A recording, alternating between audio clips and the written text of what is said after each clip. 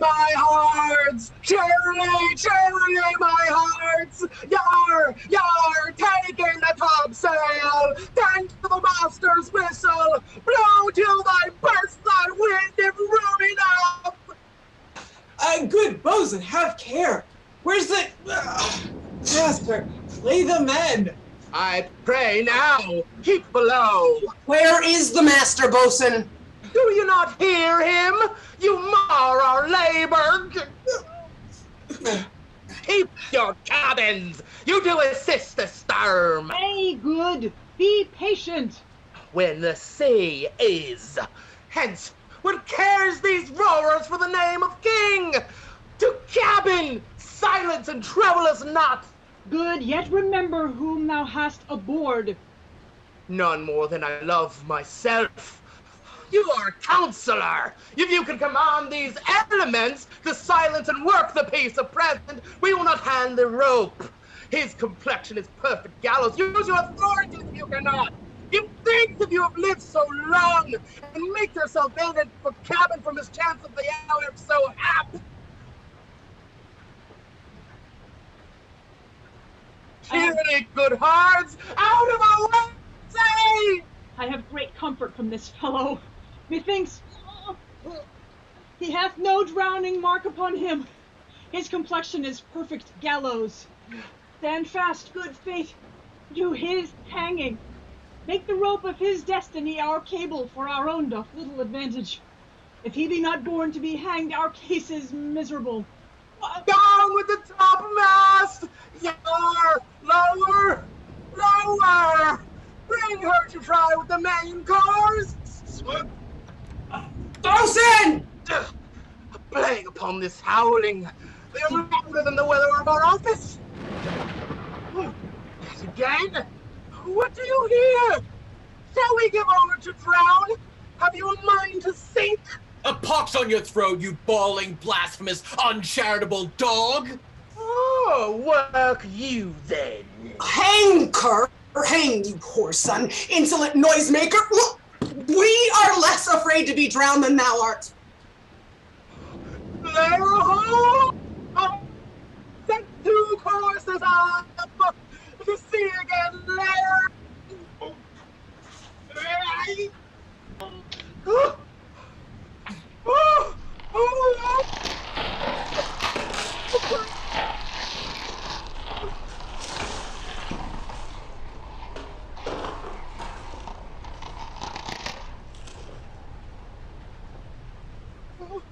There's no abandonment! The king and prince at prayers. Let's assist them for our cases as theirs. I am out of patience. Mercy on us! We split! We split! Oh, I'm children! Farewell, brothers! We split! We split! Let us all sink with the king. Let's take leave of him. Oh, now would I give 1,000 furlongs of sea for an acre of barren ground. Long heath, brown furs, anything, the wills above be done, but I would fain die a dry death. Woo!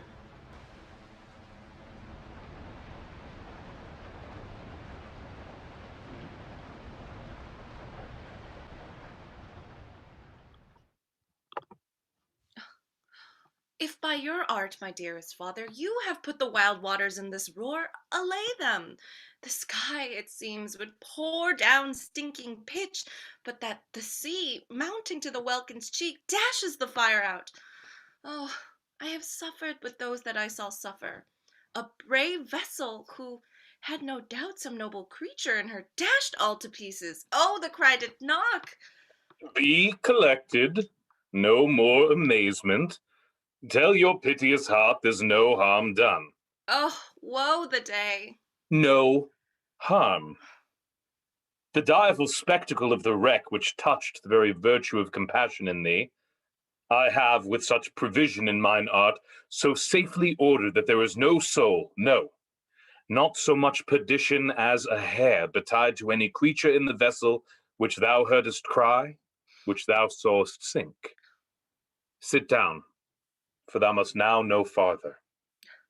You have often begun to tell me what I am, but stopped and left me to a bootless inquisition, concluding, "Stay, not yet." The hour is now come. The very minute bids thee ope thine ear, obey and be attentive. Canst thou remember a time before we came into the cell? I do not think thou canst, for then thou was not out 3 years old. 12 years since, Miranda. 12 years since. Thy father was the Duke of Milan and a prince of power. Sir, are not you my father?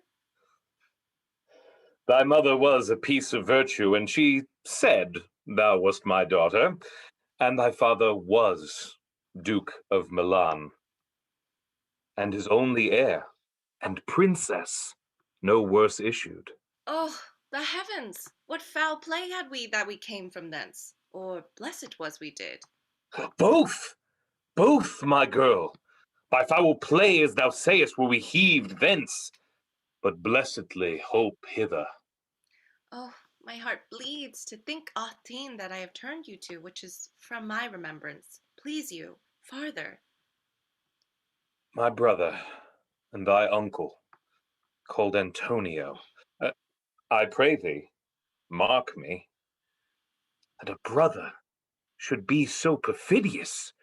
He, whom next thyself of all the world I loved, and to him put the manage of my state, as at that time through all the signories it was the first, and Prospero the prime duke being so reputed in dignity, and for the liberal arts without a parallel, those being all my study, the government I cast upon my brother, and to my state grew stranger, being transported and wrapped in secret studies. Thy false uncle. Dost thou attend me? Sir, most heedfully.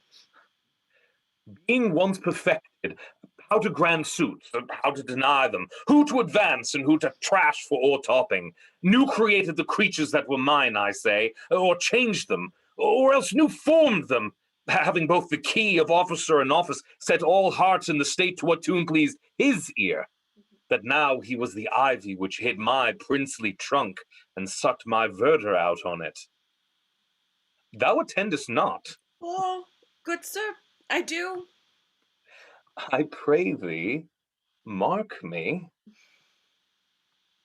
I, thus neglecting worldly ends, all dedicated to closeness and the bettering of my mind with that which, but by being so retired or prized all popular rate, in my false brother awaked an evil nature, and my trust like a good parent did beget of him a falsehood in its contrary as great as my trust was, which indeed had no limit, a confidence sans bound, he being thus lorded not only with what my revenue yielded, but what my power might else exact, like one who, having into truth by telling of it, made such a sinner of his memory to credit his own lie, he did believe he was indeed the Duke out of the substitution, and executing the outward face of royalty with all prerogative, hence his ambition growing.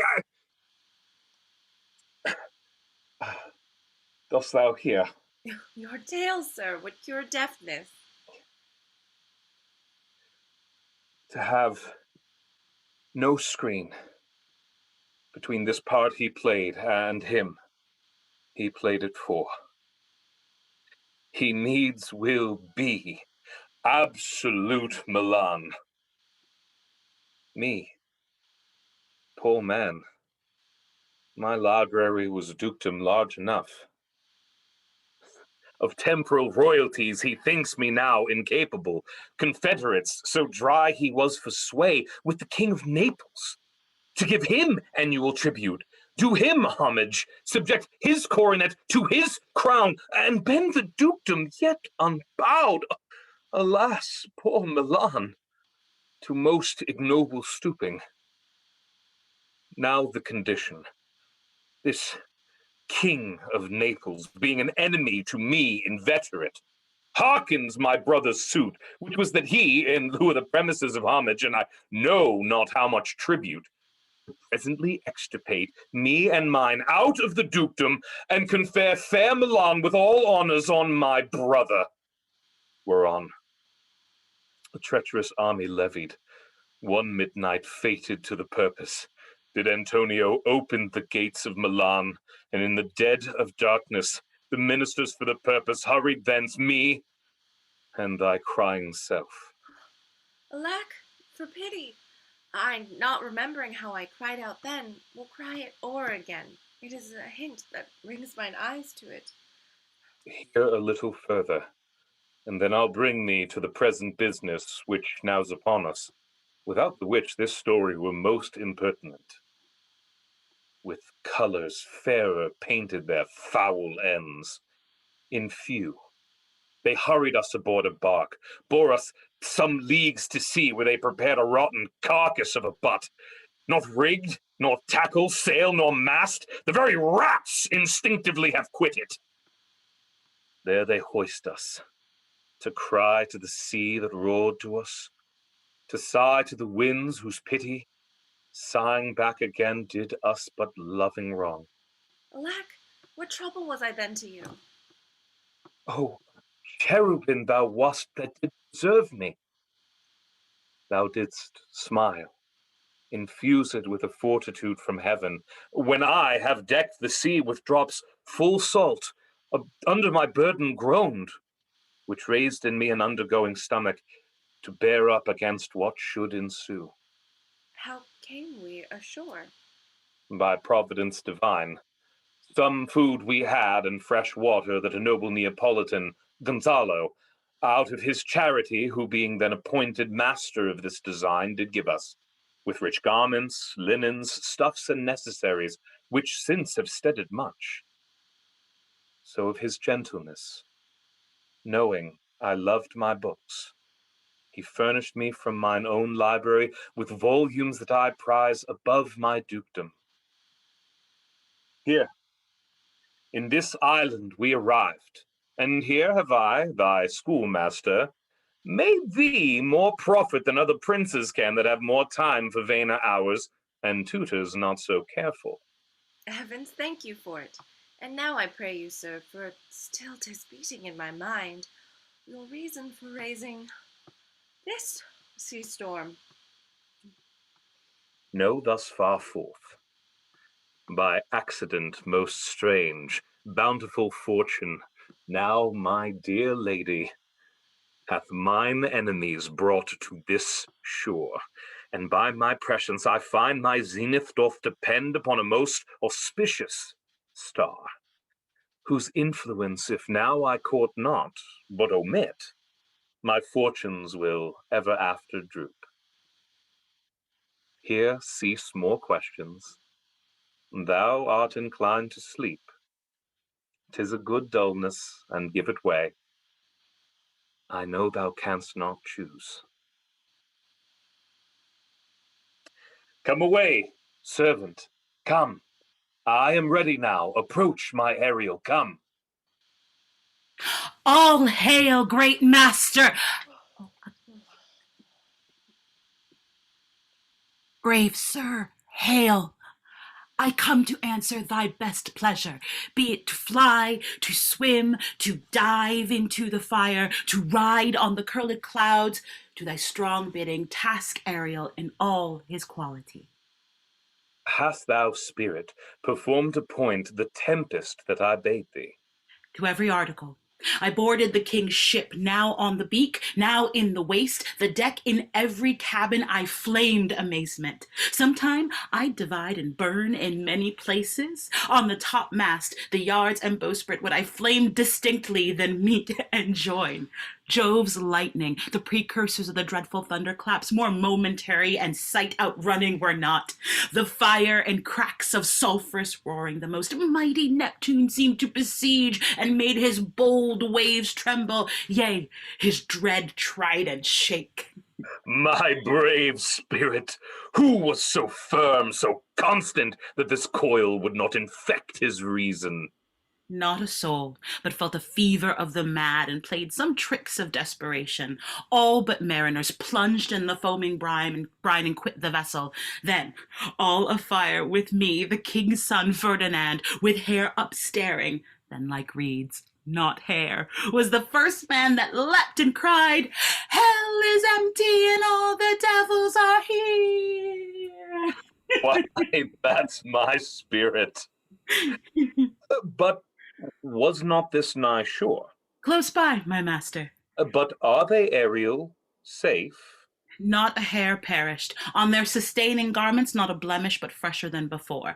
And as thou badest me, in troops I have dispersed them about the isle. The king's son I have landed by himself, whom I left cooling of the air with sighs in an odd angle of the isle, and sitting, his arms in this sad knot. Of the king's ship, the mariners, say how thou hast disposed, and all the rest of the fleet. Safely in harbor is the king's ship, in the deep nook, where once thou called me up at midnight to fetch dew from the still vexed Bermudas. There she's hid. The mariners all under hatches stowed, who, with a charm, joined to their suffered labor, I have left asleep.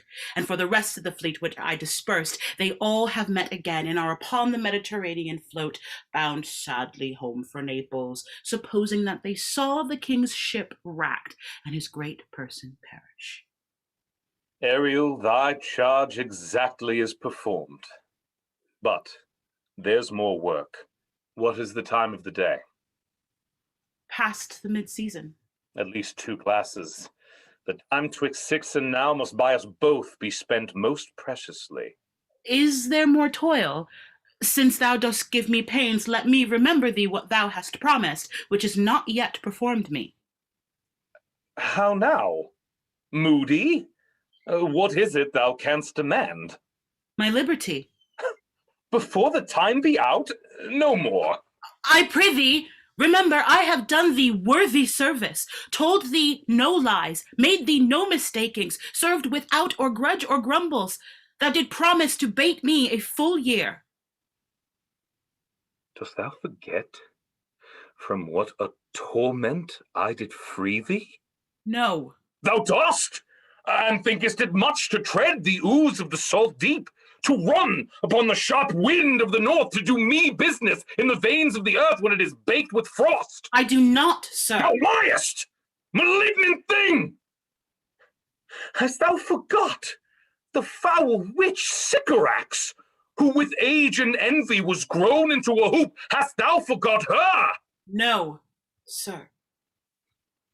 Thou, my slave, as thou reportest thyself, was then her servant, and for thou wast a spirit too delicate to act her earthian abhorred commands, refusing her grand hests. She did confine thee by help of her more potent ministers, and in her most unmitigable rage into a cloven pine, within which rift imprisoned thou didst painfully remain 12 years, within which space she died and left thee there, where thou didst vent thy groans as fast as mill wheels strike.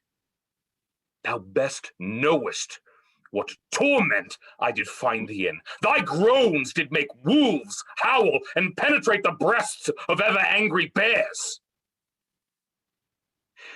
It was a torment to lay upon the damned which Sycorax could not again undo. It was mine art, when I arrived and heard thee, that made gape the pine and let thee out. I thank thee, master. If thou more murmurest, I will rend an oak and peg thee in his naughty entrails till thou hast howled away 12 winters! Pardon, master. I will be correspondent to command and do my spriting gently.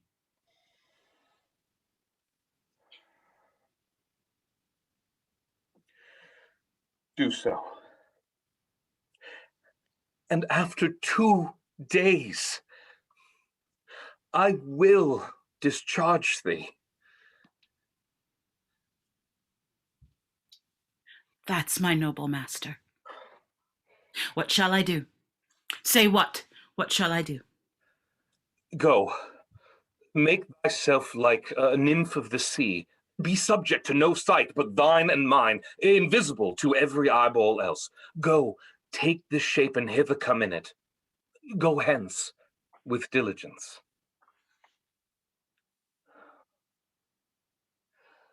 Awake, dear heart, awake.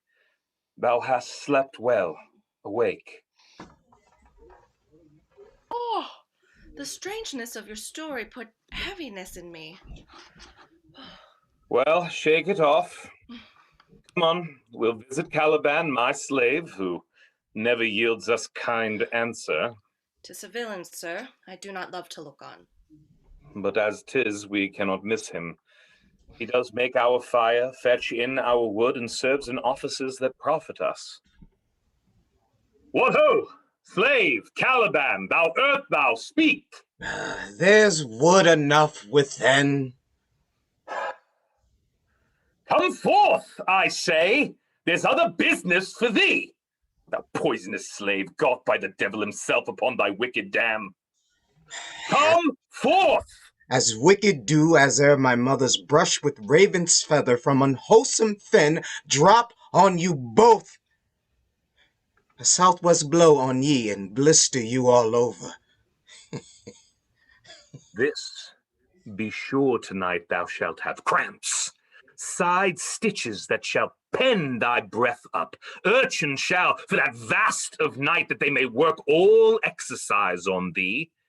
Thou shalt be pinched as thick as honeycomb, each pinch more stinging than bees that made them. I must eat my dinner. This island's mine by Sycorax, my mother, which thou takes from me. When thou camest first, thou stroked me and made much of me. Would give me water with berries in it, and teach me how to name the bigger light, and how the less that burned by day and night. And then I love thee, and show thee all the qualities of the island, the fresh springs, the brine pits, barren place and fertile. Cursed be that I did so. All the charms of Sycorax, the toads, beetles, bats light on you. For I am all the subject that you have, which first was my own king, and here you sty me, in this hard rock, whiles you do keep me from the rest of the island. How most lying slave, whom stripes may move, not kindness? I have used thee, filth as thou art, with human care, and lodged thee in mine own cell, till thou didst seek to violate the honor of my child? Wouldn't have been done. Thou didst prevent me. I had peopled out this island with Calibans. Abhorred slave, which any print of goodness will not take, being capable of all ill. I pitied thee, took pains to make thee speak, taught thee each hour one thing or other. You taught me language, and my profit on it is I know how to curse. The red plague rid you for learning me your language. Exceed hence! Fetch us in fuel, and be quick. Thou art best to answer other business. What? Shruggest thou malice? If thou neglectest or dost unwillingly what I command, I will rack thee with old cramps, fill all thy bones with aches, make thee roar that beast shall tremble at thy din. No, pray thee. So slave hence.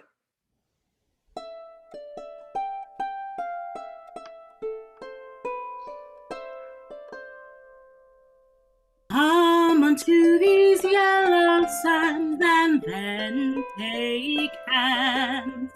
Curtsied when you have, and kiss the wild waves with. Footed fleetly here and there, and sweet sprites the burden bear. Hark, hark, bow wow, the watchdog's bark, bow wow, hark, hark, I hear the sound of strutting chanticleer, cry cock-a-diddle-dole. Where should this music be? The earth or the air? Full fathoms thy father lies, of his bones are coral made. Those are pearls that were his eyes, nothing of him that doth fade, but doth suffer a sea change into something rich and strange. See nymphs early ring his knell, hark now I hear them, hark now I hear them, hark now I hear them. Ding dong bell. The ditty does remember my drowned father. This is no mortal business, nor no sound that the earth owes. I hear it now above me. The fringed curtains of thine eye advance, and say what thou seest yond. What is't? A spirit? Lord, how it looks about. Believe me, sir, carries a brave form, but 'tis a spirit. No, wench, it eats and sleeps and hath such senses as we have such. This gallant which thou seest was in the rack, and but he's something stained with grief, that's beauty's canker. Thou mightest call him a goodly person. He hath lost his fellows and strays about to find them. I might call him a thing divine, for nothing natural I ever saw so noble. Most sure, the goddess on whom these airs attend, vouchsafe my prayer. May know if you remain upon this island, and that you will some good instruction give how I may bear me here. My prime request, which I do last pronounce, is, oh, you wonder if you be maid or no. No wonder, sir, but certainly a maid. My language, heavens, I am the best of them that speak this speech, were I but where 'tis spoken. How? The best? What wert thou if the King of Naples heard thee? A single thing, as I am now that wonders to hear thee speak of Naples. He does hear me, and that he does, I weep. Myself am Naples, who with mine eyes never since at ebb beheld the king, my father, racked. Alack, for mercy. Yes, faith, and all his lords, the Duke of Milan and his brave son being twain. The Duke of Milan and his more braver daughter could control thee if now 'twere fit to do it. At first sight they have changed eyes. Delicate Ariel, I'll set thee free for this. A word, good sir. I fear you have done yourself some wrong. A word. Why speaks my father so ungently? This is the third man that e'er I saw, the first that e'er I sighed for. Pity move my father to be inclined my way. Soft, sir. One word more. They are both in either's powers, but this swift business I must uneasy make, lest too light winning make the prize light. One word more, I charge thee that thou attend me. Thou dost here usurp the name thou owest not, and hast put thyself upon this island as a spy to win it from me, the lord on it. No, as I am a man. There's nothing ill can dwell in such a temple. If the ill spirit have so fair a house, good things will strive to dwell with it. Speak not you for him. He's a traitor. Come, I'll manacle thy neck and feet together. Sea water shalt thou drink. Thy food shall be the fresh brook mussels, withered roots, and husks wherein the acorn cradled. Follow. No. I will resist such entertainment till mine enemy has more power. Dear father, make not too rash a trial of him, for he's gentle and not fearful. What, I say? My foot, my tutor? Put up thy sword, traitor, who makest a show but darest not strike. Thy conscience is so possessed with guilt. Come from thy ward, for I can here disarm thee with this stick, and make thy weapon drop. Sir, have pity. I'll be his surety. Silence! One word more shall make me chide thee, if not hate thee. What? An advocate for an impostor? Hush. Thinkest there is no more such shapes as he, having seen but him and Caliban? Foolish wench, to the most of men, this is a Caliban, and they to him are angels. My affections are then most humble. I have no ambition to see a goodlier man. Come on, obey. Thy nerves are in their infancy again and have no vigor in them. So they are. My spirits as in a dream are all bound up. My father's loss, the weakness which I feel, the wrack of all my friends, nor this man's threats, to whom I am subdued, are but light to me. Might I, through my prison, once a day behold this maid. All corners else of the earth let liberty make use of. Space enough have I in such a prison. It works. Come on. Thou hast done well, fine Ariel. Follow me. Hark, what thou else shalt do me. Be of comfort. My father's of a better nature, sir, than he appears by speech. This is unwanted which now came from him.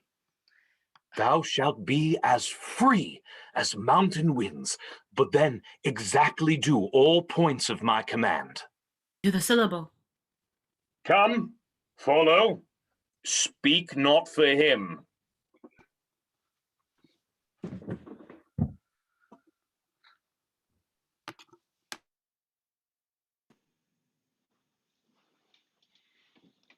Beseech you, sir, be merry. You have cause, so have we all, for joy, for our escape is much beyond our loss. Our hint of woe is common. Every day some sailor's wife, the masters of some merchant, and the merchant have just our theme of woe. But for the miracle, I mean our preservation, few in millions can speak like us. And wisely, good sir, weigh our sorrow with our comfort. Prithee, peace. He receives comfort like cold porridge. The visitor will not give him over so. Look, he's winding up the watch of his wit. By and by it will strike. Sir, One, tell. when every grief is entertained that's offered, comes to the entertainer $1. dolor. Dolor comes to him indeed. You have spoken truer than you purposed. You have taken it wiselier than I meant you should. Therefore, my lord. Fie, what a spendthrift is he of his tongue. I prithee, spare. Well, I have done.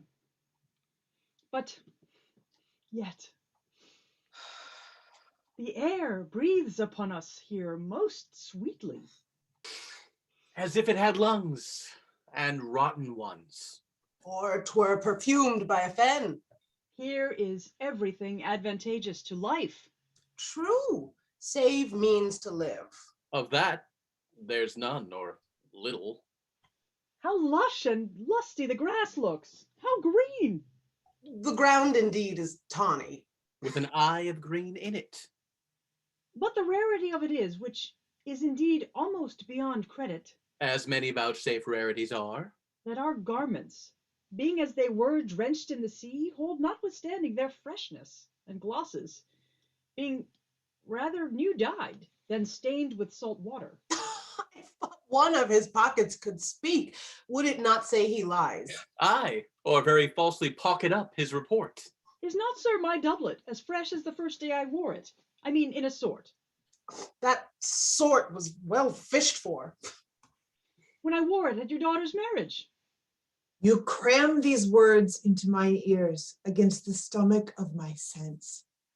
Would that I had never married my daughter there, for coming thence, my son is lost. And in my rate, she too, who is so far from Italy removed, I ne'er again shall see her.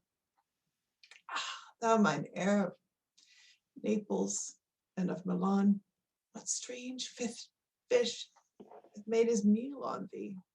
Sir, you may thank yourself for this great loss, that would not bless our Europe with your daughter. Prithee, peace.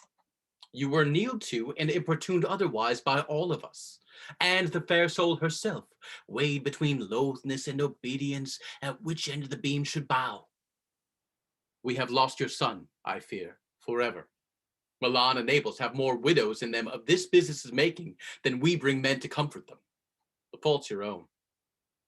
So's the dearest of the loss.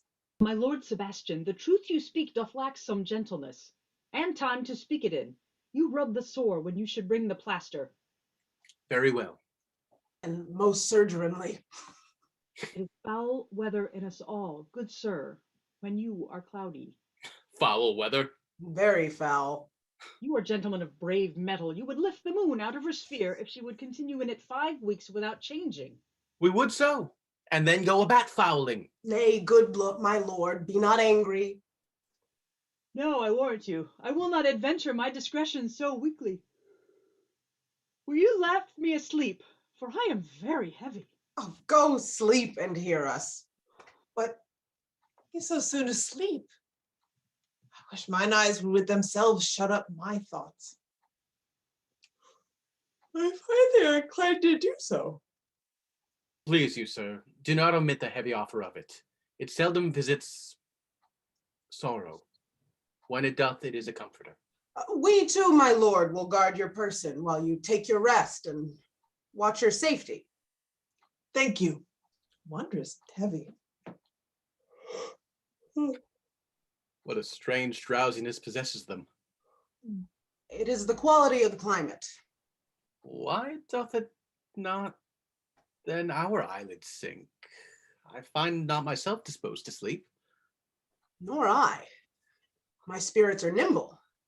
But they fell together all as by consent. They dropped as by a thunderstroke. What might, worthy Sebastian, oh, what might? No more. And yet, methinks I see it in thy face, what thou shouldst be. The occasion speaks to thee, and my strong imagination sees a crown dropping upon thy head. What? Art thou waking? Do you not hear me speak? I do, and surely it is a sleepy language, and thou speakest out of thy sleep. What is it thou didst say? This is a strange repose, to be asleep with eyes wide open, standing, speaking, moving, and yet so fast asleep. Noble Sebastian, thou lettest thy fortune sleep, die rather, winkst whilst thou art waking. Thou dost snore distinctly. There's meaning in thy snores. I am more serious than my custom. You must be so too. If heed me, which to do trebles thee over. Well, I am standing water. I'll teach you how to flow. Do so. To ebb, hereditary sloth instructs me. Oh, if you but knew how you to the purpose cherish, whilst thus you mock it, how in stripping it you more invest it. Ebbing men indeed most often do so near the bottom run, by their own fear or sloth. Prithee, say on. The setting of thine eye and cheek proclaim a matter from thee and a birth indeed, which throws thee much to yield. Thus, sir, although this lord of weak remembrance, this who shall be of as little memory when he is earthed, hath here almost persuaded, for he is the spirit of persuasion only, professes to persuade. The king, his son's alive. 'Tis as impossible that he's undrowned as he that sleeps here swims. I have no hope that he's undrowned. Oh, out of that no hope, what great hope have you? No hope that way is another way so high, a hope that even ambition cannot pierce a wink beyond, but doubt discovery there. Will you grant with me that Ferdinand is drowned? He's gone. Say this were death that now hath seized them. Why, they were no worse now than now they are.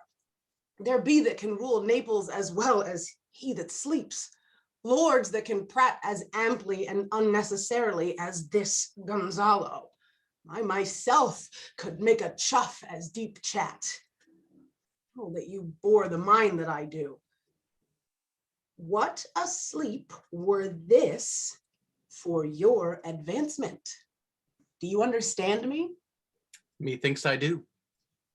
And how does your content tender your own good fortune? I remember you did supplant your brother Prospero. True. Look how well my garments sit upon me. Much feeter than before. My brother's servants were then my fellows. Now they are my men. But for your conscience. Aye, sir, where lies that? If 'twere a kibe, 'twould put me to my slipper. But I feel not this deity in my bosom. 20 consciences stand twixt me and Milan. Candid be they and melt ere they molest. Here lies your brother, no better than the earth he lies upon.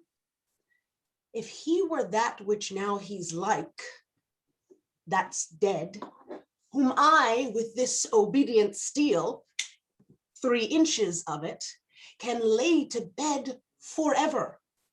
Whilst you doing thus to the perpetual wink, for I might put this ancient morsel, this Sir Prudence, who should not upbraid our course. For all the rest, they'll take suggestion as a cat laps milk. They'll tell the clock to any business we say befits the hour. Thy case, dear friend, shall be my precedent. As thou gott'st Milan, I'll come by Naples. Draw thy sword. One stroke shall free thee from the tribute which thou payest, and I, the king, shall love thee. Draw together. And when I rear my hand, do you the like to fall it on Gonzalo. Oh, but one word. While you here do snoring lie, open-eyed conspiracy his time doth take. If of life you have a care, shake off slumber and beware. Awake! Awake! Then let us both be sudden. Good angels, preserve the king! Why? How? Awake? Why are you drawn? Where's Father Gassy looking? Whilst we stood here securing your repose, even now, we heard a hollow burst of bellowing like bulls, or rather, lions. Did not wake you? It struck mine ear most terribly. I heard nothing. Oh, 'twas a din to fright a monster's ear, to make an earthquake. Sure, it was the roar of a whole herd of lions. Heard you this, Gonzalo? Upon mine honor, sir, I heard a humming. And that a strange one too, which did awake me. I shook you, sir, and cried. As mine eyes opened, I saw their weapons drawn. There was a noise, that's verily. 'Tis best we stand upon our guard, or that we quit this place. Let's draw our weapons. Lead off this ground, and let's make further search for my poor son. Heavens keep him from these beasts, for he is sure in the island. Lead away. Prospero, my lord, shall know what I have done.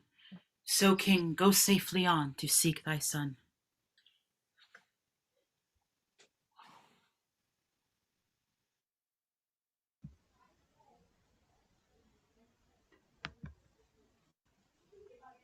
All the infections that the sun sucks up from bogs, fens flat on Prosper fall, and make him by an inch male a disease. His spirits hear me, and yet I need must curse. But they nor pinch, fright me with urchin shows, pitch me in thy mire, nor lead me like a firebrand in the dark out of my way, unless he bids 'em. But for every trifle are they set upon me, sometimes like apes that moo and chatter at me and after bite me. Then like hedgehogs which lie tumbling in my barefoot way and mount their pricks at my footfall. Sometimes am I all wound with adders who with cloven tongues do hiss me into madness? Lo now, lo, here comes a spirit of his, and to torment me for bringing wood in slowly. I'll fall flat, perchance he will not mind me.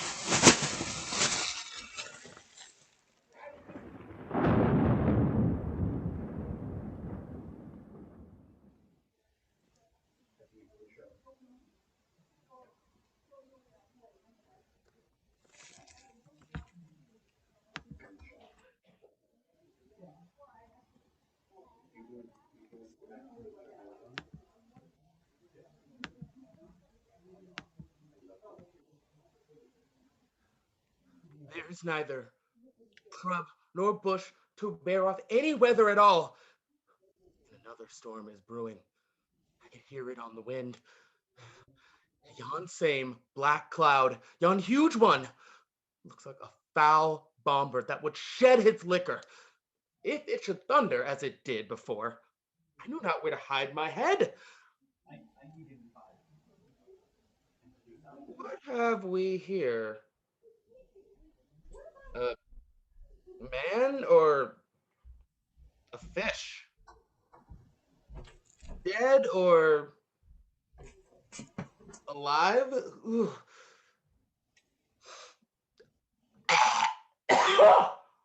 Whew! That is a fish. He smells like a fish. A very ancient and fish-like smell. A kind of not so new as poor John. Strange fish. Were I in England as I once was, and had but this fish painted, not a holiday fool there, but would give a piece of silver, there would this monster make a man. Any strange beast there makes a man.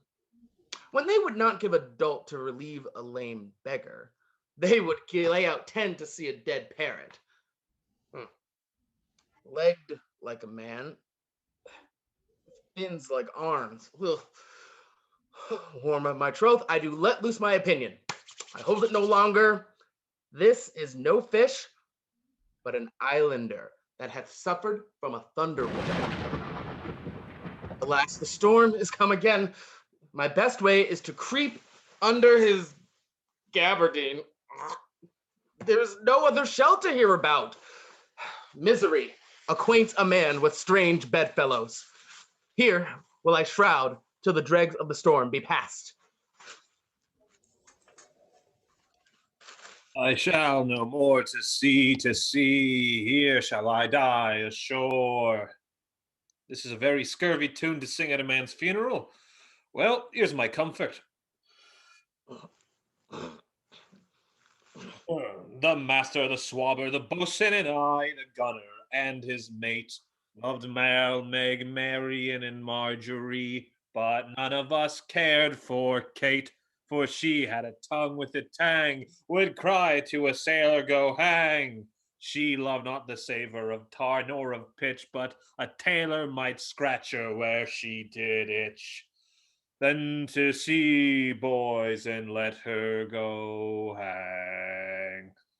This is a very scurvy tune, too. But here's my comfort. Do not torment me. Oh! Oh, what's the matter? Have we devils here? Have I not escaped drowning to be afeard now of your 4 legs? For it hath been said, as proper man as ever went on 4 legs cannot make him give ground. And that it shall be said. So, again, while Stephano breathes at nostrils. The spirits torment me. Oh! This is some monster of the isle on for who hath got, as I take it, an ague. Where the devil should he learn our language? I will give him some relief if it be but for that. If I can recover him and keep him tame and get to Naples with him, he's a present for any emperor that ever trod on neat's leather. Oh, do not torment me. Prithee, I'll bring my wood home faster. He's in his fit now and does not talk after the wisest. He shall taste of my bottle. If he have never drunk wine afore, it will go near to remove his fit. Come on, your ways. Open your mouth. Here is that which will give language to you, cat. Open your mouth. This will shake your shaking. I can tell you, and that soundly. You cannot tell who's your friend. Open your chops again. I should know that voice. It should be. No, but he is drowned. These are devils. Oh, defend me. 4 legs and 2 voices? Most delicate monster. His forward voice now is to speak well of his friend. His backward voice is to utter foul speeches and to detract. If all the wine in my bottle will recover him, I will help his ague. Come, amen. I will pour some in thy other mouth. Trinculo? Or Stephano? I'm Trinculo. Stephano? Doth thy other mouth call me? Mercy. Mercy. This is a devil and no monster.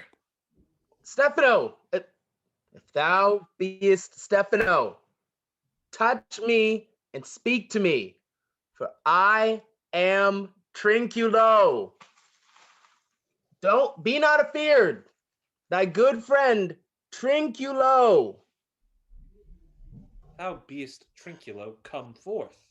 I will pull thee by the lesser legs.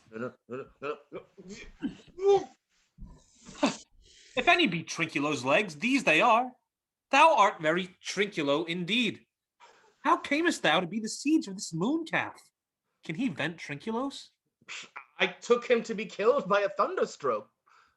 But art thou not drowned, Stephano? I hope thou art not drowned. Is the storm overblown? I hid me under the dead calf's moon gabardine for fear of the storm.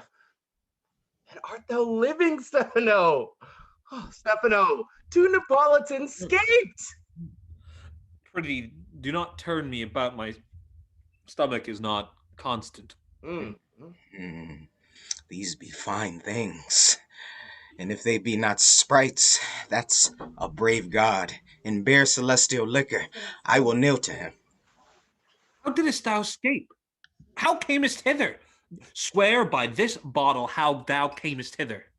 I escaped upon a butt of sack which the sailors heaved o'erboard, by this bottle which I made of the bark of a tree with mine own hands since I was cast ashore. I'll swear upon that bottle to be thy true subject, for the liquor is not earthly. Here, swear then how thou escaped. Swam ashore, man. Like a duck. I can swim like a duck. I'll be sworn. Here, kiss the book. Though thou can swim like a duck, thou art made like a goose. Stephano, hast thou any more of this? The whole butt, man. My cellar is in a rock by the seaside where my wine is hid. How now, mooncalf? How does thine ague? Hast thou not dropped from heaven? Out of the moon, I do assure thee. I was the man in the moon when time was. I have seen thee and her, and I do adore thee. Come, swear to that. Kiss the book. I will furnish it anon with new contents. Swear. By this good light, this is a very shallow monster. I have feared of him. A very weak monster. The man in the moon? A most poor, credulous monster. A well-drawn monster, in good sooth. Oh, I'll show thee every fertile inch of the island, and I will kiss thy foot. I prithee be my god. By this light, the most perfidious and drunken monster. Yeah, when his god's asleep, he'll rob the bottle. Oh, I'll kiss thy foot. I swear myself thy subject. Come on then, down in swear. But that the poor monsters in drink. Abominable monster. I'll show thee the best springs. I'll pluck thee berries. I'll fish for thee and get thee wood enough. Oh, a plague upon that tyrant that I serve. I'll bear him no more sticks. But follow thee, thou wondrous man.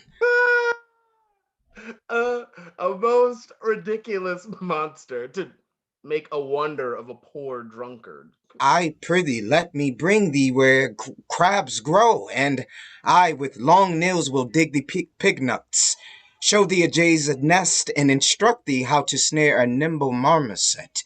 I'll bring thee clustering filberts.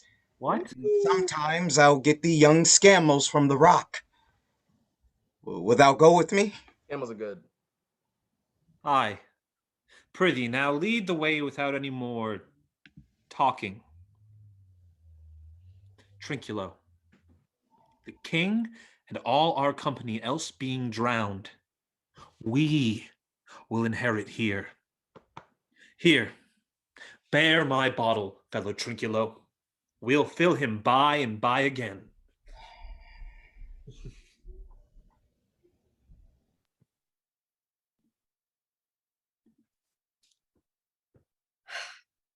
There be some sports are painful, and their labor delight in them set off.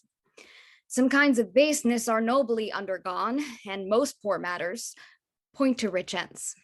This, my mean task, would be as heavy to me, as odious, but the mistress which I serve quickens what's dead and makes my labors pleasures.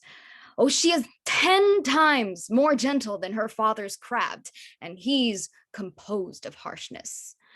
I must remove some thousands of these logs and pile them up upon a sore injunction. My mistress weeps when she sees me work and says such baseness had never like executor. I forget, but these sweet thoughts do even refresh my labors most busiliest when I do it.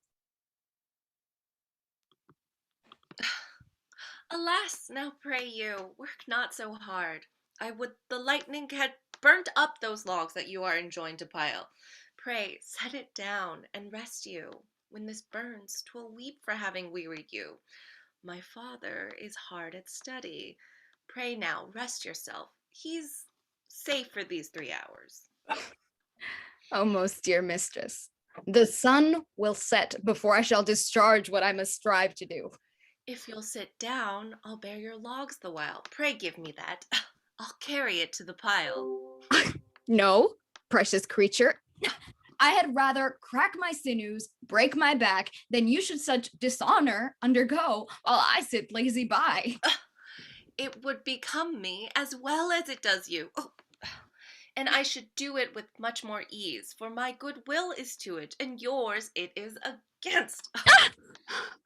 Poor worm, thou art infected. This visitation shows it. You look wearily. No, noble mistress, 'tis fresh morning with me when you were by at night. I do beseech you, chiefly that I might set it in my prayers. What is your name? Miranda. My father, I've broke your hest to say so.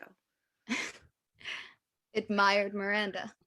Indeed, the top of admiration. Worth what's dearest to the world. Full many a lady I have eyed with best regard, and many a time the harmony of their tongues hath into bondage brought my too diligent ear. For several virtues I have liked several women, never any with so full soul. but some defect in her did quarrel with the noblest grace she owed and put it to the foil. But you, oh, you, so perfect and so peerless, are created of every creature's best. Do you love me? Oh heaven, oh earth, bear witness to this sound and crown what I profess with kind event if I speak true. If hollowly invert what best is boded me to mischief. Beyond all limit of what else of the world do love, prize, honor you. I am a fool to weep at what I am glad of. Fair encounter of two most rare affections. Heavens rain grace upon that which breeds between them. Wherefore weep you? At mine unworthiness, that dare not offer what I desire to give, and much less take what I shall die to want.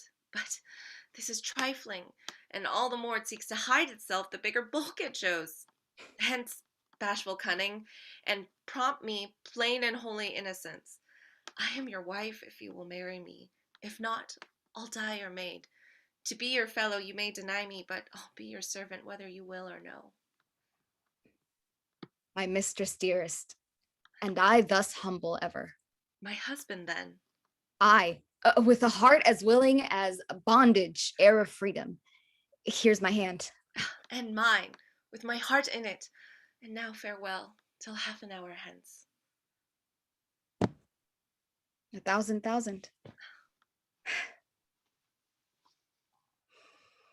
So glad of this as they I cannot be who are surprised withal. But my rejoicing at nothing can be more. I'll to my book, for yet ere supper time must I perform much business appertaining.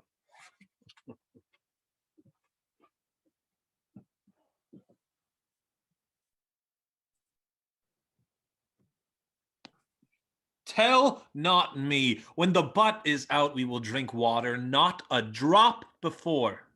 Therefore, bear up in boredom. Servant monster, drink to me. Drink, servant monster, when I bid thee. Thy eyes are almost set in thy head. Where should they be else set? You were a brave monster indeed, should his where they eyes set in his tail. My man monster hath drowned his tongue in sack. For my part, the sea cannot drown me. I swam ere I could recover the shore, 35 leagues off and on. By this light, thou shalt be my lieutenant, monster, or my standard. Your lieutenant, if you list. He is no standard. I will not run, Monsieur Monster. Nor go, neither. But you'll lie like the dogs, and yet say nothing, neither. Mooncalf, speak once in thy life if thou beest a good mooncalf. How dost thy honor? Thou liest, most ignorant monster. I am in case to jostle a constable. Why, thou debauched fish, thou? Was there ever a man a coward that has drank so much sack as I today? This guy. Nah. Wilt thou tell a monstrous lie, being but half a fish and half a monster? No, how he mocks me! Will thou let him, Lord? Lord, quoth he, that a monster should be such a natural. No, again, bite him to death, I prithee. Trinculo, keep a good tongue in your head if you prove a mutineer to the plank. The poor monster's my subject, and he shall not suffer indignity. I thank my noble lord. Will thou be pleased to hearken once again to the suit I made to thee? Marry, will I kneel and repeat it I will stand, and so shall Trinculo. Yep. Okay. Yeah. Oh. Mm. Nah, we just Yeah. we don't keep it here. I'm gonna sit. Yeah. We don't sit. As I told thee before, I am subject to a tyrant, a sorcerer, that by his cunning hath cheated me of the island. Thou liest. Thou liest, thou jesting monkey, thou. I would my valiant master would destroy thee. I do not lie. Trinculo, if you trouble him any more in his tale, by this hand I will supplant some of your teeth. Why?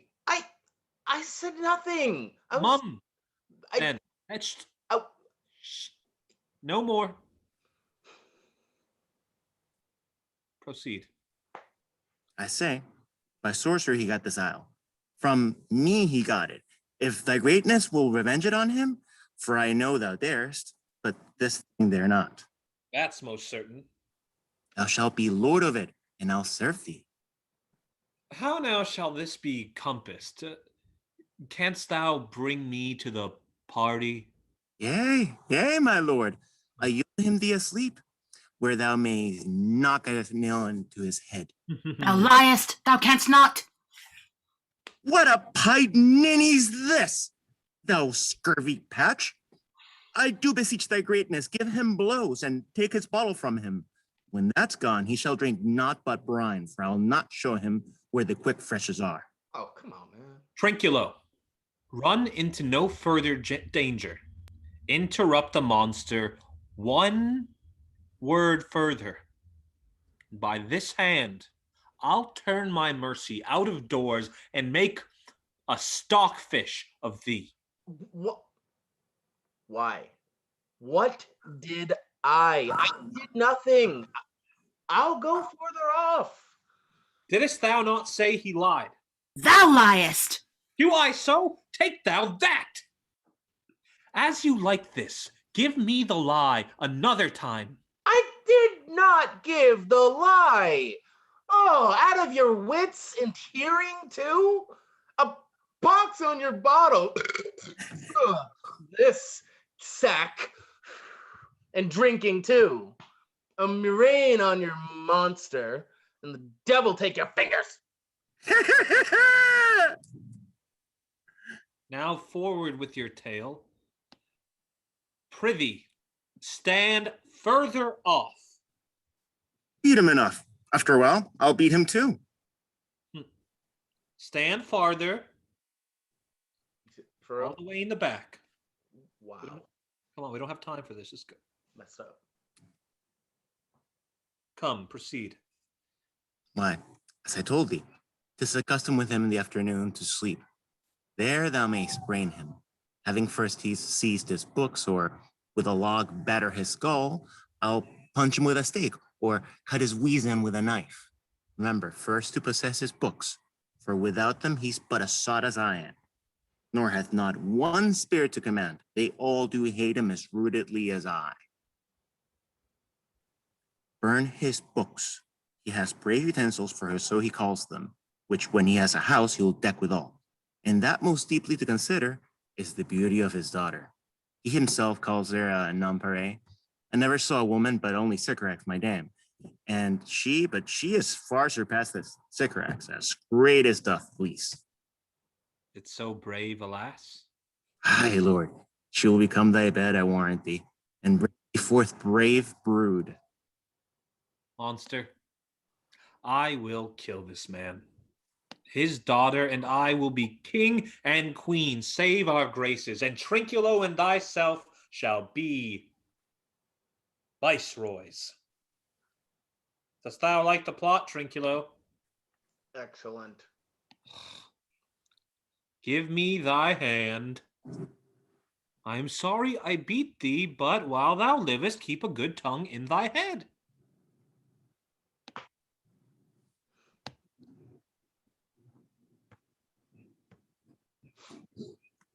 Within this half hour will he be asleep. Wilt thou destroy him then? Aye, on my honor. This will I tell my master. Thou makest me merry. I am full of pleasure. Let us be jocund. Will you troll catch? You taught me but where while whiler? Well, at thy thy request, monster, I will do reason any reason. Come on, Trinculo, let us sing. Loudum and cadum and scadum and flatum thought is free. That is not the tune. What is this thing? This is the tune of our catch, played by the picture of nobody. If thou beest a man, show thyself in thy likeness. If thou beest a devil, take thou as thou list. Forgive me my sins. He that dies pays all debts. I defy thee, mercy upon us. Thou afeard? No, monster, not I. Be not afeard. The isle is full of noises, sounds and sweet airs that give delight and hurt not. Sometimes 1,000 twangling instruments will hum about mine ears, and sometimes voices that, if then I had waked after a long sleep, will make me sleep again. And then in dreaming, the clouds methought would open and show riches ready to drop upon me, that awaked and tried to dream again.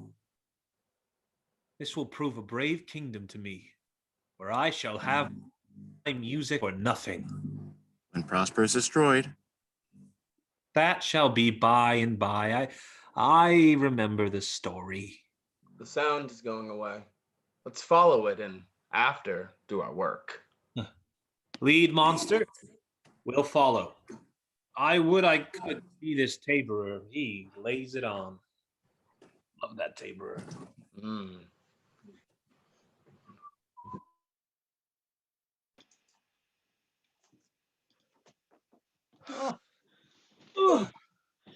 Fire Lakin, I can go no further, sir. My old bones aches. Here's a maze trod indeed through forthrights and meanders. By your patience, I needs must rest me. Old Lord, I cannot blame thee, who am myself attached with weariness to the dulling of my spirits. Sit down and rest. Even here, I will put off my hope and keep it no longer for my flatterer. He is drowned, whom we thus stray to find, and the sea mocks our frustrate search on land. Well, let him go. I'm right glad that he's so out of hope. Do not for one repulse forego the purpose that you resolve to effect. Next advantage will we take thoroughly. Let it be tonight, for now they are oppressed with travel. They will not nor cannot use such vigilance as when they were fresh. I say tonight, no more.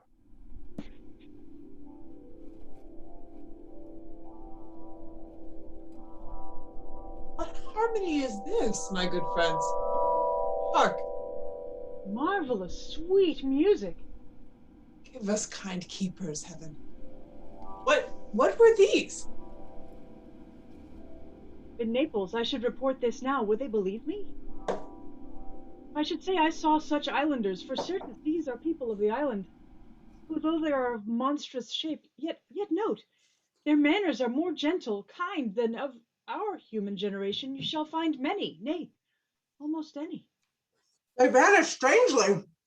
No matter, since they have left their vines behind, for we have stomachs. Will please you taste of what is here? Not I. Faith, sir, you need not fear. I will stand to and feed, although my last.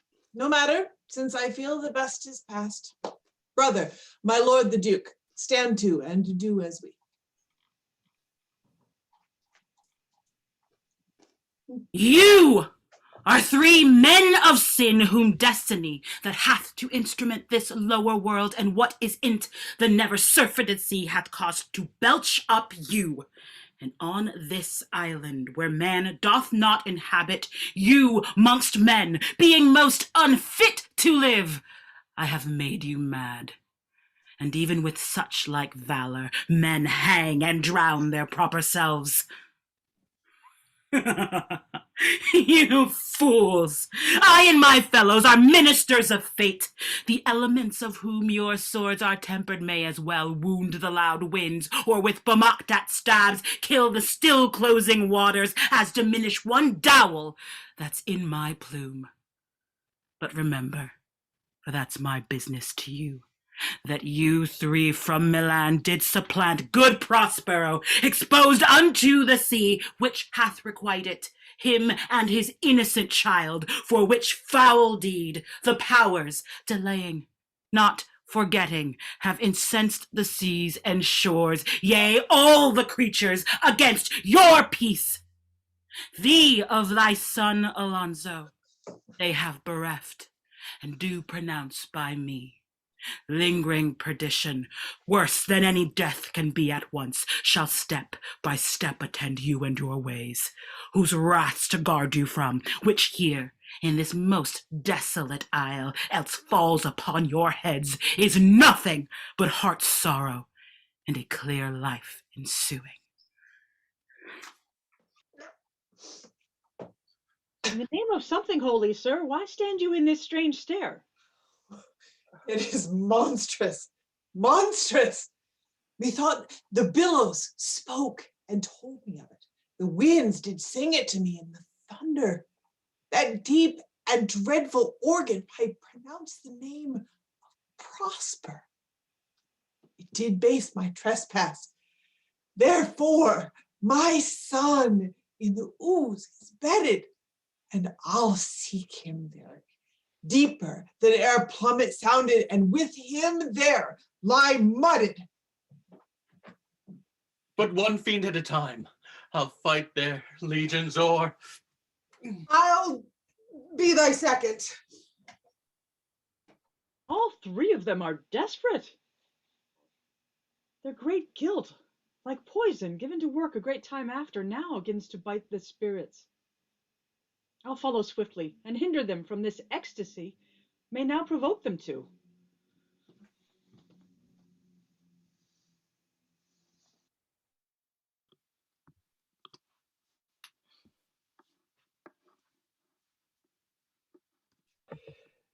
If I have too austerely punished you, your compensation makes amends, for I have given you here a third of mine own life, or that for which I live, who once again I tender to thy hand.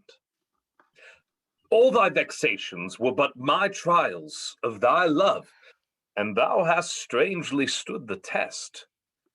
Here, afore heaven, I ratify this my rich gift. Ferdinand, do not smile at me that I boast of her, for thou shalt find she will outstrip all praise and make it halt behind her. I do believe it against an oracle. Then, as my gift and thine own acquisition worthily purchased, take my daughter.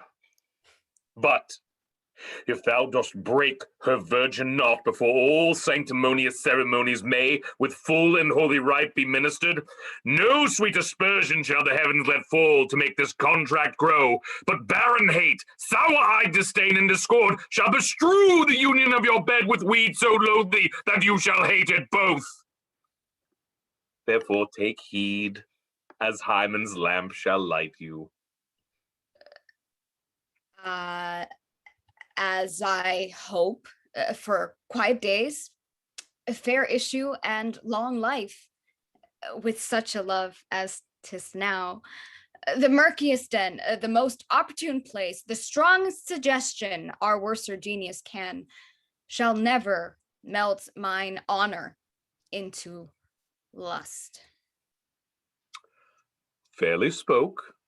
Sit then and talk with her. She is thine own. What, Ariel, my industrious servant Ariel?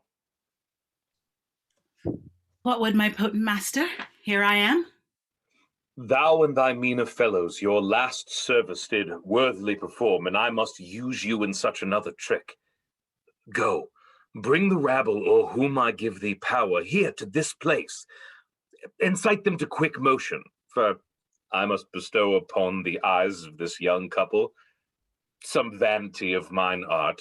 It is my promise, and they expect it of me. Presently, I with a twink. before you can say come and go and breathe twice and cry so, each one tripping on his toe will be here with mop and mow.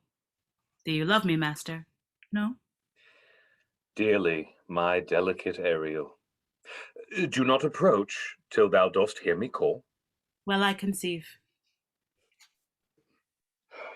Look thou! Be true!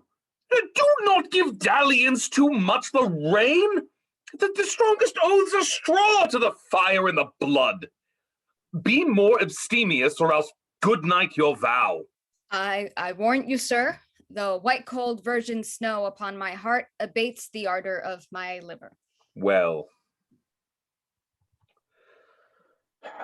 Now come, my Ariel, bring a corollary rather than want a spirit.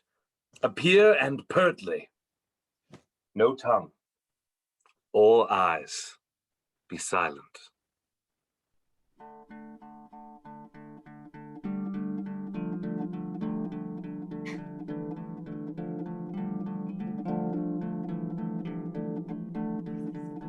The most majestic vision and harmonious, charming. May I be bold to think these spirits? Spirits, which by mine art I have from their confines called to enact my present fancies. Let me live here ever. So rare a wondered father and a wife makes this place paradise.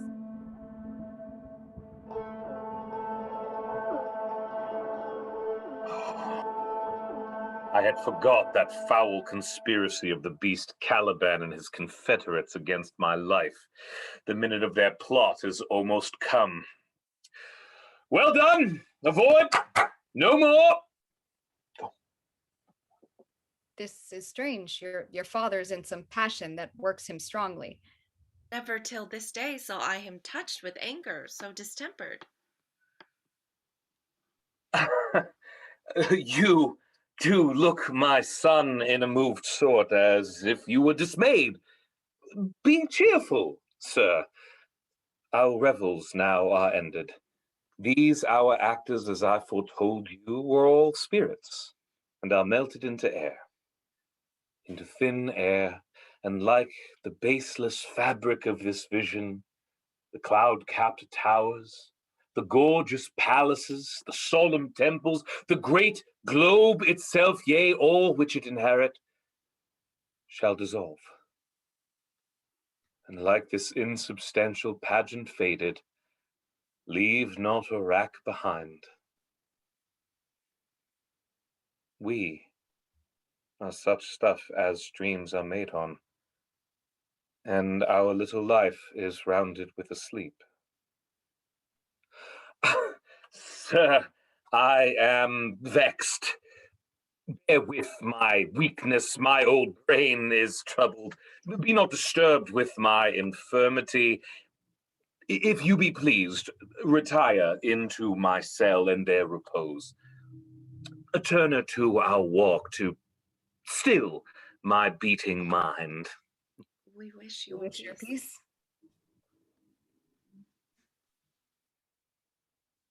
Come with a thought. I thank thee, Ariel. Come. Thy thoughts I cleave to. What's thy pleasure? Spirit, we must prepare to meet with Caliban. Aye, my commander. Say again, where didst thou leave these varlets?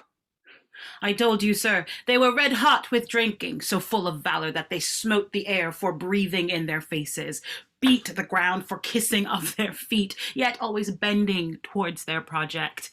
Then I beat my tabor, at which like unbacked colts they pricked their ears, advanced their eyelids, lifted up their noses as they smelt music. So I charmed their ears that calf-like they my lowing followed through toothed briars, sharp furs, pricking gorse and thorns, which entered their frail shins. At last I left them in the filthy mantled pool beyond the cell, there dancing up to the chins that the foul lake o'erstunk their feet. This was well done, my bird. Thy shape invisible retain thou still. The trumpery in my house. Go, bring it hither for stale to catch these thieves. I go, I go. A devil, a born devil on whose nature nurture can never stick, on whom my pains, humanely taken, all lost, quite lost. And as with age his body uglier grows, so his mind cankers. I will plague them all even to roaring. Come, hang them on this line.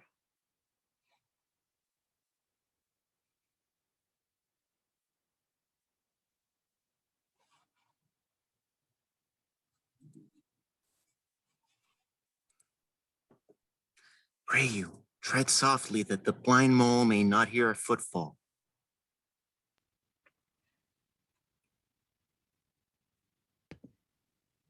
Monster, your fairy, which you say is a harmless fairy, has done little better than play the jack with us.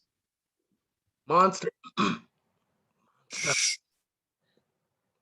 I do smell all horse piss, at which my nose is in great indignation. So is mine. Do you hear, monster? If I should take a displeasure against you, look, you! Thou wert but a lost monster. My lord, give me thy favor still. Be patient, for the prize I'll bring thee to shall hoodwink this mischance.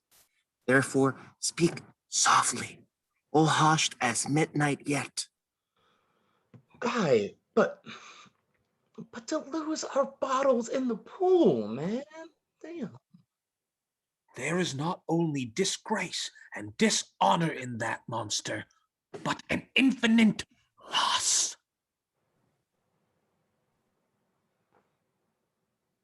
That's more to me than my wedding. Yet this is your harmless fairy, monster.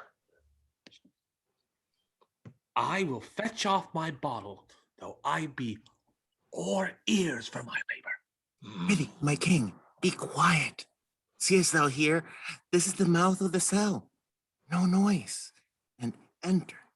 Do that good mischief which may make this island thine own forever, and I thy Caliban. Give me thy hand. I do begin to have bloody thoughts.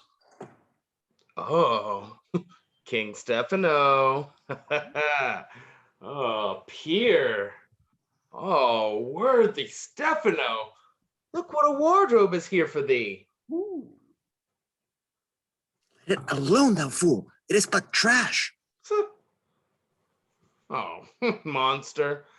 We know what belongs to a frippery. Oh, King Stephano. Put off that gown, Trinculo. By this hand, I'll have that gown. Thy grace shall have it. The dropsy drowned this fool. What do you mean to go thus on such luggage? Alone and do the murder first. If he'll work from toe to crown, he'll fill our skins with pinches, make us strange stuff. You quiet, monster. Mistress Line, is this not my jerkin? Now is the jerkin under the line? Now, jerkin, you are like to lose your hair and prove a bald jerkin. Do. We steal by line and level. And like your grace. I thank thee for that jest. Here's a garment for it. Oh! Wit shall not go unrewarded while I am king of this country. Steal by line and level is an excellent pass of pate. There's another garment for it. Ah. Monster, come put some lime upon your fingers and away with the rest. I'll have none of it. We shall lose our time, and all be turned to barnacles or to apes with foreheads villainous low. Monster, lay to your fingers. Help to bear this away where my hogshead of wine is, or I'll turn you out of my kingdom. Go to. Carry this. Ah, and this. Aye, and this.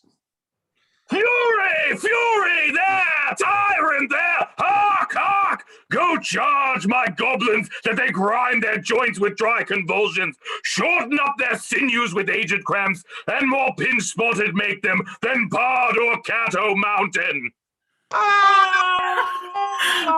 Hark how they roar! Let them be hunted soundly. At this hour lies at my mercy all mine enemies. Shortly shall all my labors end, and thou shalt have the air at freedom. For a little follow, and do me service.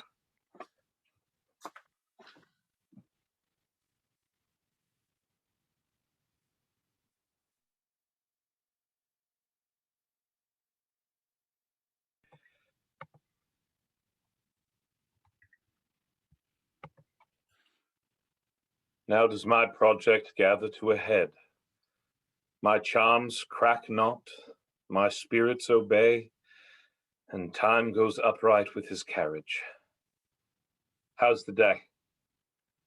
On the 6th hour, at which time, my lord, you said our work should cease. I did say so when first I raised the Tempest. Say, my spirit, how fares the king and his followers?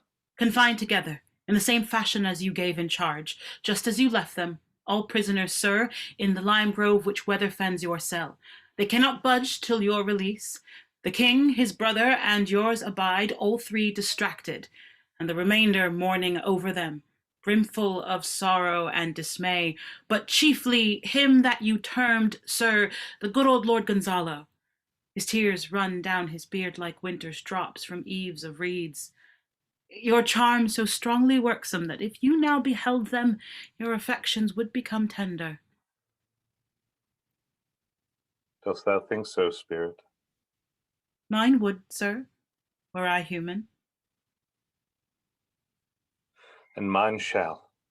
Hast thou, which art but air, a touch, a feeling of their afflictions? And shall not myself, one of their kind that relish all as sharply passion as they, be kindlier moved than thou art? Though with their high wrongs I am struck to the quick,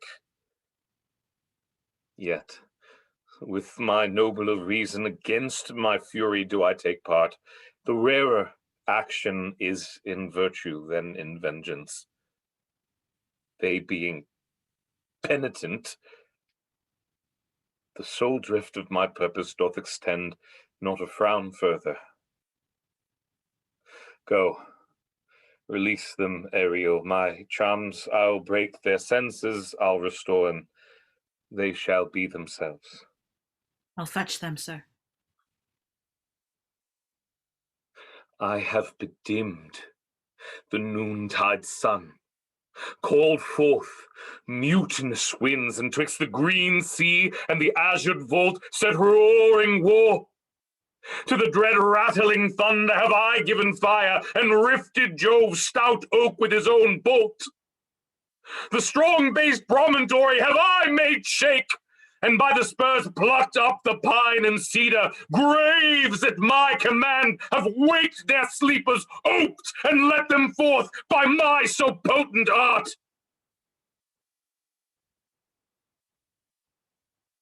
But this rough magic I here abjure, and when I have required some heavenly music, which even now I do, to work mine end upon their senses that this airy charm is for, I'll break my staff, bury it certain fathoms in the earth, and deeper than did ever plummet sound, I'll drown my book.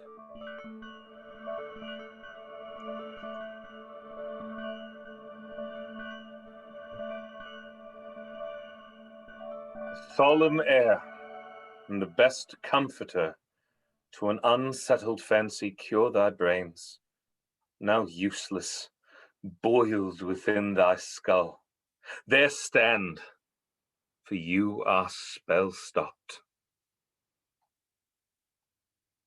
Holy Gonzalo, honorable man, my true preserver, and a loyal sir to him thou followest, I will pay thy graces home both in word and deed. Most cruelly did thou, Alonso, use me and my daughter. Thy brother was a furtherer in the act. Thou art pinched for it now, Sebastian. Flesh and blood. You, brother mine, that entertained ambition, expelled remorse and nature, whom with Sebastian, whose inward pinches therefore are most strong, would here have killed your king. I do forgive thee, unnatural though thou art. Their understanding begins to swell, and the approaching tide will shortly fill the reasonable shore that now lies foul and muddy. Not one of them that yet looks on me or would know me. Ariel, fetch me the hat and rapier in my cell. I will discase me and myself present as I was sometime Milan. Quickly, spirit, thou shalt ere long be free.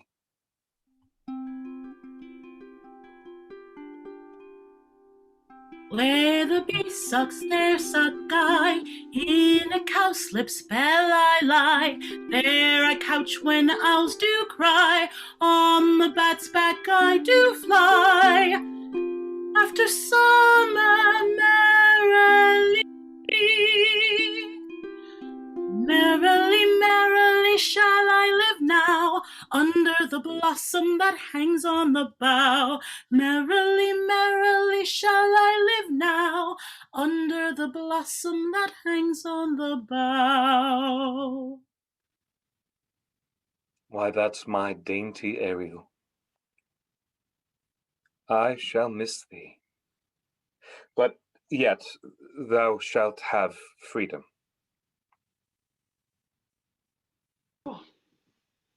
All torment, wonder, trouble, and amazement inhabits here. Some heavenly power guide us out of this fearful country. Behold, Sir King, the wronged Duke of Milan, Prospero. For more assurance that a living prince does now speak to thee, I embrace thy body, and to thee and thy company I bid a hearty welcome. Where thou beest he or no, or some enchanted trifle to abuse me as late I have been, I not know. Thy pulse beats as of flesh and blood, and since I saw thee, the affliction of my mind amends, with which I fear a madness held me. This must crave, and if this be at all a most strange story, thy dukedom I resign, and do entreat thou pardon me my wrongs. But how should Prospero be living and be here? First, noble friend, let me embrace thine age, whose honor cannot be measured or confined. Whether this be or be not, I'll not swear. You do yet taste some subtleties of the isle that will not let you believe things certain. Welcome, my friends all. But you, my brace of lords, were I so minded, I here could pluck his highness's frown upon you and justify you traitors. At this time, I will tell no tales. The devil speaks in him. No! For you, most wicked sir, whom to call brother would even infect my mouth. I do forgive thy rankest fault, all of them, and require my dukedom of thee, which perforce I know thou must restore. If thou beest Prospero, Give us particulars of thy preservation, how thou hast met us here, whom 3 hours since were racked upon this shore where I have lost. How sharp the point of this remembrance is. My dear son, Ferdinand. I am woe for it, sir. Irreparable is the loss, and patience says it is past her cure. I rather think you have not sought her help, of whose soft grace for the like loss I have her sovereign aid and rest myself content. You the like loss? As great to me as late, and supportable to make the dear loss, have I means much weaker than you may call to comfort you. For I have lost my daughter. A daughter? Ah, heavens, that they were living both in Naples, the king and queen there. That they were. I wish myself were mudded in that oozy bed where my son lies. When did you lose your daughter? In this last tempest. I perceive these lords at this encounter do so much admire that they devour their reason, and scarce think their eyes do offices of truth. Their words are natural breath. But howsoever you have been jostled from your senses, know for certain that I am Prospero, and that very Duke which was thrust forth of Milan, who most strangely upon this shore, where you were racked, was landed to be the lord on it. No more yet of this, for 'tis a chronicle of day by day, not a relation for breakfast, nor befitting this first meeting. Welcome, sir. This sails my court. Here have I few attendants and subjects, none abroad. Pray you, look in. My dukedom, since you have given me again, I will requite you with as good a thing. At least bring forth a wonder to content ye, as much as me my dukedom. Uno. Sweet lord, you play me false. No, my dearest love, I would not for the world. Yes, for a score of kingdoms you should wrangle, and I would call it fair play. If this prove a vision of the island, one dear son shall I twice lose. A most high miracle. Though the seas threaten, they are merciful. I have cursed him without cause. Now all the blessings of a glad father compass thee about. Arise, and say how thou camest here. Oh, wonder, how many goodly creatures are there here? How beauteous mankind is. Oh, brave new world that has such people in it. 'Tis new to thee. What is this maid with whom thou wast at play? Your eldest acquaintance cannot be 3 hours. Is she the goddess that hath severed us and brought us back together? Sir, she is mortal, but by a mortal providence, she's mine. I chose her when I could not ask my father for his advice, nor thought I had one. She is the daughter to this famous Duke of Milan, of whom so often I have heard renown, but never saw before, of whom I have received a second life, a second father. This lady makes him to me. I am hers, but how oddly it would sound that I must ask my child forgiveness. There, sir, stop. Let us not burden our remembrances with a heaviness that's gone. I have inly wept, or should have spoke ere this. Look down, you gods, and on this couple drop a blessed crown, for it is you that have chalked forth the way which brought us hither. I say amen, Gonzalo. This is as strange a maze as e'er man trod. And there is in this business more than nature was ever conduct of. Some oracle must rectify our knowledge. Sir, my liege, do not infest your mind with beating on the strangeness of this business.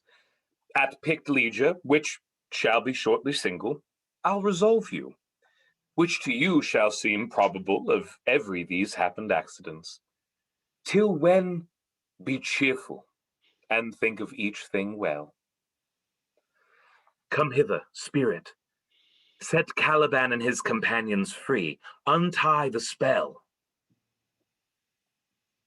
How fares, my gracious sir?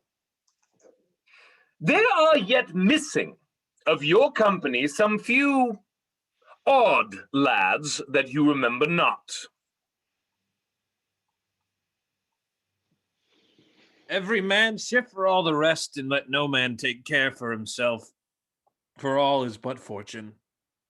Coraggio, bully monster, Coraggio.